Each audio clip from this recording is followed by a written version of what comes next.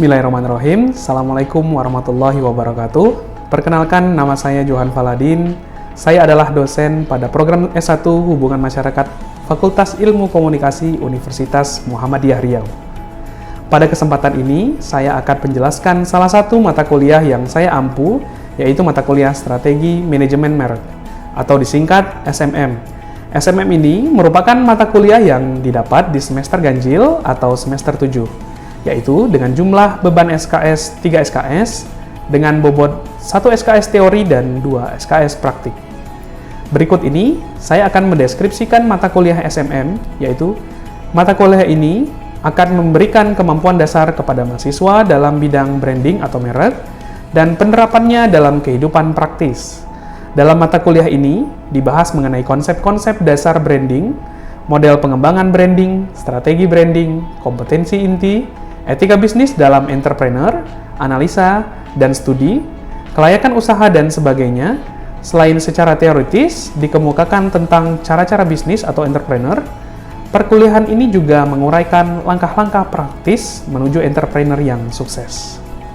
Adapun capaian pembelajaran mata kuliah ini ialah mahasiswa memahami konsep dan pentingnya strategi manajemen merek, mahasiswa memahami bagaimana mengembangkan kreativitas, ide, dan inovasi, mahasiswa mampu menghasilkan ide bisnis yang layak dikembangkan, mahasiswa mampu menerapkan teknologi pengembangan ide strategi branding atau merek, mahasiswa mampu membuat perencanaan marketing sederhana, mahasiswa mampu membuat perencanaan model bisnis yang sustainable dan branding, mahasiswa mampu mengimplementasikan perencanaan model bisnis.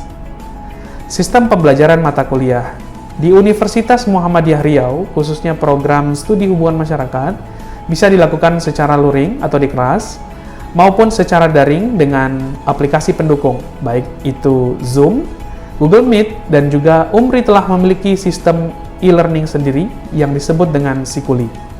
Sistem ini memprovide perkuliahan sebagai media pembelajaran, baik itu secara online maupun offline. Media diskusi, pengumpulan tugas secara paperless, dan juga dosen dapat memberikan file materi pada setiap pertemuannya. Dan sistem ini tentu saja sudah terintegrasi pada akun-akun mahasiswa. Berikut materi pembelajaran mata kuliah yang saya sampaikan kepada mahasiswa, antara lain: pertama, pendahuluan, mengenal bisnis dan strategi pengelolaan atau manajemen branding pada korporasi atau perusahaan. 3. Literasi dalam penemuan konsep baru yang kreatif. 4. Analisis dalam penyelesaian permasalahan. 5. Brand dan branding. 6 dan 7. Observasi lapangan ke bisnis produk retail. 8. Pemaparan hasil observasi di lapangan dan hasil analisis komparasi serta memberikan problem solving melalui media poster infografis yang dipresentasikan. 9. Brand refresh. 10. Rebranding dan redesign logo brand. 11. Brand identity. 12. Repackage brand. 13. Pemaparan hasil konsep kreatif dari hasil analisis peremajaan merek. 14. Make a new brand. 15. Perencanaan produksi bisnis dan branding melalui konsep. Dan 16. Demo dan review mengenai simulasi launching merek produk iklan dan memperlihatkan kemasan dalam bentuk desain atau mock-up maupun yang sudah diproduksi. Metode pembelajaran pada mata kuliah ini yang pertama adalah ceramah. Dalam hal ini, saya memberikan materi dasar agar membuka pemahaman awal mahasiswa. Yang kedua, diskusi. Pada konteks ini, saya melakukan diskusi tanya jawab dalam proses pembelajaran. Yang ketiga, discovery learning. Mahasiswa mengeksplorasi mandiri pemahaman mengenai konsep dasar branding dalam lingkup komunikasi, khususnya public relations. 4. Contextual instruction. Melalui sistem pembelajaran ini, saya mencoba mengaitkan pembelajaran dengan pengalaman dan situasi atau pengalaman hidup mahasiswa ketika menggunakan sebuah brand, sehingga mahasiswa dapat lebih mudah mengaitkan konsep dan aplikasi praktisnya. 5. Small group discussion. Metode ini melibatkan pembelajaran dalam kelompok kecil untuk membangun teamwork, kerjasama kelompok, diibaratkan dalam sebuah perusahaan branding. 6. Cooperative learning.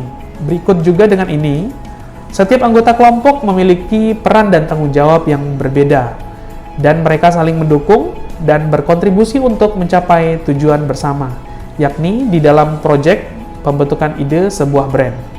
7. Project Based Learning. Dalam hal ini, PJBL merupakan pembelajaran berbasis proyek melibatkan mahasiswa dalam proyek atau tugas yang memerlukan observasi, analisis, komparasi, kreativitas dalam pembuatan produk yang akan dikemas dalam sebuah brand. 8. Simulasi atau role play, melakukan presentasi secara role play atau peranan sebagai konsultan brand yang akan melakukan pitch project atau tender dalam penggarapan pembuatan brand yang baru.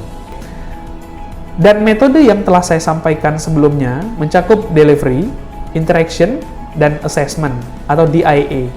Bagaimana proses delivery pesan dalam pembelajaran, interaction atau interaksi, melalui diskusi dan secara berkelompok melalui tugas, juga melalui assessment dalam proses evaluasi, turut serta melibatkan mahasiswa untuk mengetahui sejauh mana pemahaman dan tingkat pengetahuan mereka mengenai mata kuliah ini.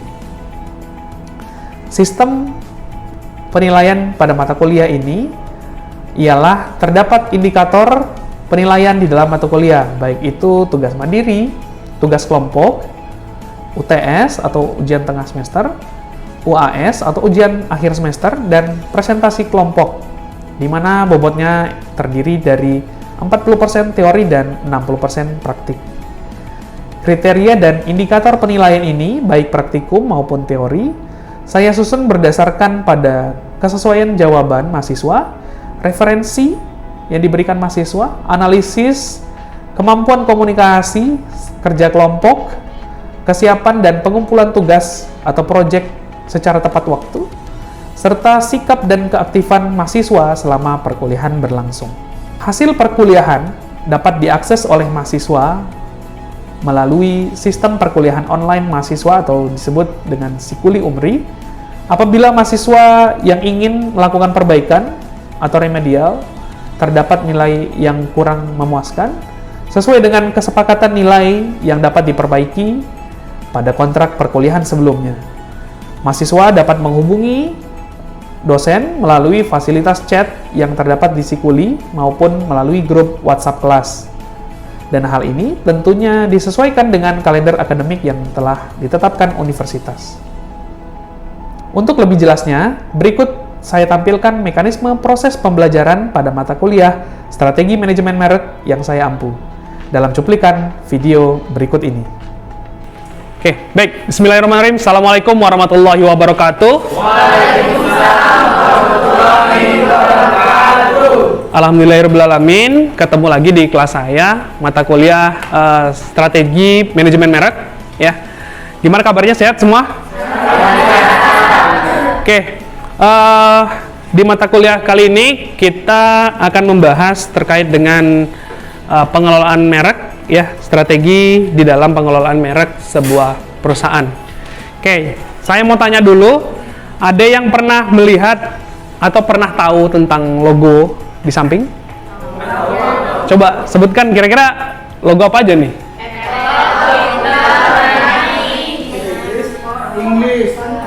Tiga Inggris ya. Gojek.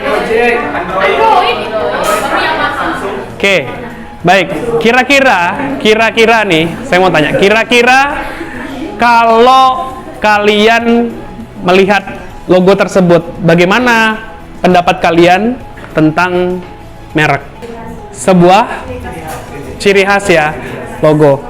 Oke, jadi apa itu brand? Ya, so apa itu brand? Brand adalah hasil dari cara kita, sebuah perusahaan itu berkomunikasi, ya. Bagaimana sebuah merek atau sebuah produk berkomunikasi, ya, mengkomunikasikan sebuah produknya kepada halayak, ya. Jadi hasil dari cara kita menyampaikan itu disebut dengan call to action, ya, membuat kita memanggil masyarakat untuk membeli produk kita, ya. Tapi upaya ini perlu strategi. Nggak cuman sekedar kita woro-woro atau sekedar kita menyampaikan ke masyarakat, oh kita punya produk, oh kita punya sesuatu hal yang perlu kalian beli, yang perlu kalian tahu. Tapi kita punya strategi untuk membuat orang yakin. Jadi kalau prinsip dasar komunikasi itu adalah salah satunya how to persuade, bagaimana kita membangun kepercayaan dari aspek minat gitu, dari aspek minat bagaimana meyakinkan masyarakat atau halayaknya ya.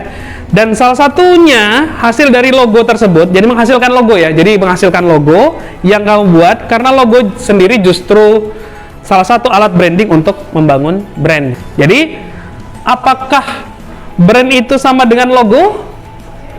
Tentu tidak gitu. Kenapa? Ada yang bisa tahu? Ya. Kalau brand itu nama dari produk yang dijual. Kalau logo itu hanya seperti identitas iya. Oke, betul. Jadi logo itu merupakan bagian dari identitas ya, identitas atau identity. Jadi ada salah satu brand identity, ya. Ini pertama logo, kemudian ada nama, kemudian ada jingle ya. Kalau pernah jingle tahu Indomie seleraku. Nah, itu bagian dari identity ya. Kita ambil saja contoh, kalau orang bicara motor, yang pertama kali dikenal adalah, pertama kali diingat kalau di Pekanbaru ya gitu ya, Honda gitu. Naik apa? Naik Honda gitu ya. Kemudian kalau mau beli air mineral, paling diingat adalah Aqua. Padahal mereknya nggak Aqua gitu ya, padahal mereknya yang lain. Ada Aquanya gitu ya. Sebuah merek ketika dia sudah masuk ke dalam experience yang panjang, perjalanan yang panjang di dalam kehidupan seseorang dari masa kecilnya sampai ia tumbuh dewasa, merek itu kemudian akan menggantikan nama produknya itu sendiri. Ada yang tahu nggak contoh lainnya apa? Kira-kira? Rinso. Kalau nyuci pakai Rinso gitu ya. Padahal merek lain juga ada gitu ya, Soklin dan lain sebagainya gitu ya. Nah, salah satunya ini menurut pakar branding ya, menurut Pak Biakto yang sudah mengelola Indomie ya, beliau adalah salah satu konsultan brandnya Indomie pada tahun 90 sampai sekarang gitu ya kalau nggak salah. Dia menyebutkan bahwa brand itu adalah ketika produkmu mampu membuat konsumenmu jadi siapa. Ya, jadi konteksnya di sini adalah brand itu masuk ke dalam benaknya masyarakat, itu menempatkan konsumennya kita itu menjadi siapa, menjadi orang yang seperti apa gitu. Nah, produk itu juga mewakili gaya hidup konsumennya atau pemakainya. Oh, biasanya kalau yang pakai Apple lebih ke prestisius gitu ya, lebih ke luxury gitu ya, lebih ke gaya gitu ya, atau Samsung juga gitu ya. Nah, ini jadi kalau di restoran ya, ini walaupun nggak ada mereknya, ini menjadi salah satu apa ya istilahnya ya, menjadi salah satu daya tarik ketika es teh itu 3.000, tapi kalau udah nyampe restoran jadi 12.000 dengan sebutan iced tea gitu ya. Di gambar sebelah kiri, kopi itu nggak ada mereknya, cuman 5.000. Bukan kemasannya, maksudnya kalau kemasannya mungkin yang kiri pakai plastik gitu ya. Yang kiri ini Starling mungkin ya, Starbucks keliling ya. Ya. Yang kanan ini kopi bermerek ya, katakanlah Starbucks. Jadi berkali lipat harganya ya, 40.000. Di sini bahwa kita bisa menyebutkan bahwa merek itu melipat gandakan keuntungan. Jadi kalau personal branding, bagaimana kita membangun nilai, membangun value kita secara personal ya, untuk bisa diakui reputasi dan kredibilitas kita secara personal. Kemudian produk branding, bagaimana produk itu bisa dikenal, bisa diterima. Tidak hanya dikenal tapi bisa diterima oleh penggunanya kita, pengguna produknya kita. Ya. Kalau corporate branding itu mencakup aspek 3 ini justru ya. Ya. Produk ini bagian dari produk yang ingin kita jual. Personal itu siapa di belakangnya? Corporate itu perusahaannya. Misalkan contoh Apple produknya apa? Handphone, ya kan? Personalnya siapa? Yang Steve Jobs. Kemudian korporatnya apa ya? Korporatnya Apple ya. Ya. Produknya udah kalian udah tahu lah ya, iPhone ya. Kemudian laptop, Mac. Jadi supaya kalian bisa membedakan mana yang aspek personal branding, mana yang aspek product branding, mana yang aspek corporate branding. Ini Apple secara perusahaan dibangun dengan unsur produk, dia bisa menopang personal branding orang yang di belakang produk tersebut, dan dia juga bisa menaikkan nilai atau value perusahaannya atau Apple. Tapi mana maknanya dari aspek personal, dari aspek produk, dan dari aspek corporate? Maknanya adalah mereka menawarkan unsur luxury, mereka menawarkan unsur elegan. Jadi ada filosofi-filosofi yang mereka tawarkan di dalam produk itu tadi awalnya, hingga aspek-aspek yang lain pun ikut terbangun.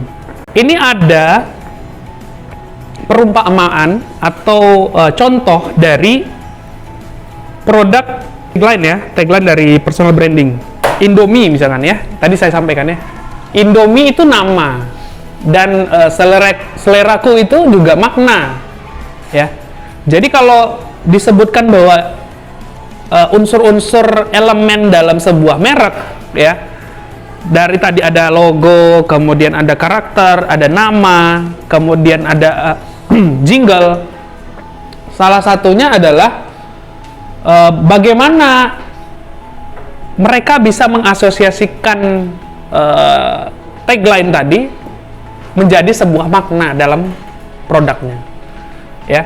Jadi kalau Indomie itu adalah nama produknya ya, maknanya yang mereka ingin sampaikan adalah Indomie itu selera masyarakat Indonesia. Mereka ingin menanamkan bahwa konsistensi itu penting dalam membangun unsur produk branding. Jadi nggak pernah putus gitu, nggak pernah tidak konsisten dalam membangun value produk brandingnya sendiri. Fokus brand itu adalah membangun sebuah persepsi yang tadi saya sampaikan ya. Persepsi itu nggak bisa cuman sekedar kita menawarkan sebuah produk itu sendiri ya, tapi persepsi ini perlu dikemas, perlu dibangun dengan nilai ya. Jadi ada value, untuk mendapatkan value ya. Bagaimana penempatan keunikan kita itu bernilai, penempatan keunikan produk tersebut tuh bernilai. Tapi itu biasanya itu ada di akhir. Nilai itu yang memberikan siapa? Masyarakat atau konsumen yang udah beli. Jadi di sini pentingnya brand itu tidak hanya sebagai pembeda, tapi dia juga punya keunikan. Keunikan supaya orang tetap ingat, datang lagi dan beli lagi. Value itu adalah hal yang membuat orang mau beli brand tersebut dengan harga di atas yang sebenarnya hampir sama. Gitu ya, kalau kalian beli produk ya, beli produk iPhone. Nah, itu orang berani beli produk tersebut karena kegunaannya, fungsi, atau karena mereknya. Jadi orang kalau beli produk itu lihat mereknya deh, mereknya harus ini gitu. Nah, orang sudah sampai tahap itu berarti sudah masuk ke persepsi, dan value mereka terhadap produk itu sudah tinggi. Itulah value. Walaupun ada persaingannya, dia nggak akan takut gitu. Walaupun ada yang KW super, KW berapa, dia tetap, kalau orang sudah dapatkan engagement ke masyarakat, ke konsumennya, ya mereka akan tetap yakin bahwa mereka punya value yang besar terhadap produknya itu sendiri. Saya lihat ya, yang jualan rata-rata tuh yang jual kebab atau kolak dingin gitu ya, atau apalagi burger gitu ya. Sekarang udah bervariasi gitu ya. Inovasi dan mereka kolaboratif dengan tren terkini. Jadi jangan hanya sekedar kita menyesuaikan dengan masyarakat lokal tanpa kita update dengan yang namanya tren. Ya, tren itu tetap kita harus pelajari, tetap harus kita lakukan terus supaya kita tetap terus berinovasi dalam mengembangkan sebuah produk. Membangun brand itu tentang bagaimana kita berstrategi untuk mengarahkan audiens, untuk membentuk sebuah persepsi di dalam bisnis kita. Namun ada sesuatu hal yang unsurnya tuh nggak main-main di sini. Nah, itu bagaimana kita membangun kepercayaan tuh menjadi sesuatu hal yang berat dilakukan dalam kita membangun sebuah brand itu sendiri. Nah, jangan sampai ada istilahnya itu boom effect atau kembang api effect gitu ya. Meledak, akhirnya redup gitu ya. Nah, atau unsur bisnis yang seperti ini, kecenderungan long term atau sustainable itu sangat minim kalau kita tidak melakukan yang namanya inovasi. Ya, tidak melakukan inovasi, tidak mengupdate tren itu sendiri, tidak adanya feedback dari masyarakat. Jadi evaluasi lah gitu. Jadi makanya ada kotak saran tentang bagaimana pendapat konsumen terkait dengan produknya. Apakah sudah sesuai atau puas dengan pelayanannya atau tidak. Dalam mata kuliah ini kita perlu melakukan strategi dan pengelolaan, ya. Tidak hanya yang sifatnya negatif, tapi unsurnya yang positif untuk dibangun dari aspek bisnisnya dan aspek public relations-nya. Nah, kecenderungan-kecenderungan itu membuat kita berstrategi dalam hal membedakan, mengklasifikasikan mana unsur yang perlu kita bangun dari aspek selling-nya, dari aspek marketingnya, atau dari aspek branding. Ya. Jadi kalau marketing, simpelnya adalah membuat orang tahu dulu, ya. Jadi kalau aspek marketing itu membuat orang tahu. Jadi kayak kita promo, ya, tool of promotion itu kan bagiannya iklan, itu ada aspek dari unsur marketing. Kemudian branding, nah ini mengomunikasikan, aspeknya tuh komunikasi. Branding itu mengomunikasikan value, nilai yang masuk ke dalam benak masyarakat atau benak khalayak, ya. Kemudian selling ini meningkatkan omset secara langsung dengan penawaran, diskon, buy one get one, free gitu ya. Selling itu merupakan aktivitas menjual berdasarkan yang dibutuhkan. Jadi aspek kebutuhan. Kalau di e-commerce itu kan banyak tuh ya. Ada promo 10-10, 11-11, 12-12. Itu aspek bagaimana membangun unsur yang tidak mereka butuhkan tapi mereka inginkan. Akhirnya tercapai aspek billingnya untuk unsur penjualan. Kemudian marketing ini aspek keinginan, yaitu tadi unsurnya dua. Kalau aspek marketing ini bisa digabungkan dengan unsur selling yang mereka nggak butuh tapi mereka beli, ya, cuman unsur needs and wants tadi, ya, ini akan menjadi sebuah unsur yang powerful ketika kita melakukan keduanya berbarengan.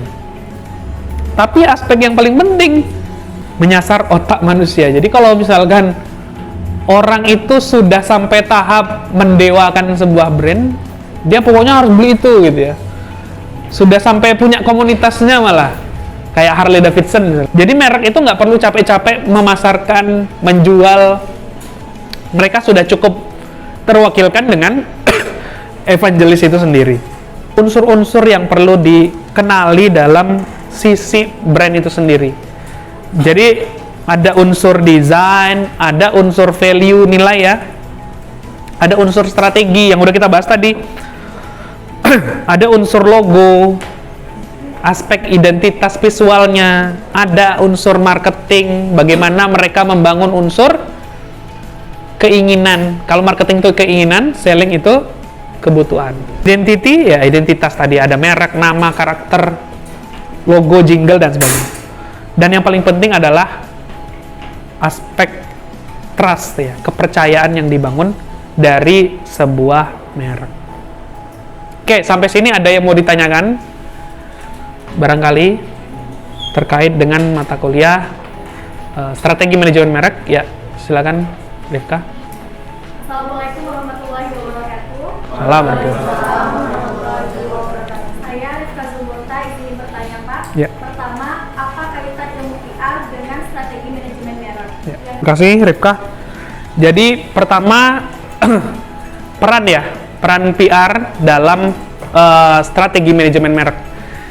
PR itu merupakan profesi yang menjadi corong di dalam sebuah perusahaan, ya, yang menjembatani antara perusahaan dengan halayaknya atau masyarakatnya. Nah, di mana aspek tertingginya brand itu adalah pembentukan citra. Kalau kita belajar PR, itu kan ada unsur citra ya, ada unsur citra, ada unsur bagaimana pembentukan citra, mempertahankan citra. Kalau tadi aspek brand itu pembentukan persepsi dan value. Nah, kalau di PR, public relation, itu adalah bagaimana kita membentuk citra dan reputasi yang mereka jaga itu secara keseluruhan, seluruh komponen yang terkait dengan ke-PR-an itu sendiri. Baik itu perusahaan, baik itu employee-nya, baik itu government-nya, ya, pemerintahannya, baik itu komunitasnya, community-nya, ya. Citra itu terbentuk, ya. Perannya PR di sini adalah bagaimana mengkomunikasikan merek itu supaya merek itu dapat terjaga dengan baik, bagian dari melakukan strategi, ya, dari pembentukan persepsi dan value di dalam sebuah perusahaan. Saya akhiri perkuliahan hari ini dengan mengucapkan hamdalah. Billahi taufik wal hidayah. Assalamualaikum warahmatullahi wabarakatuh. Waalaikumsalam.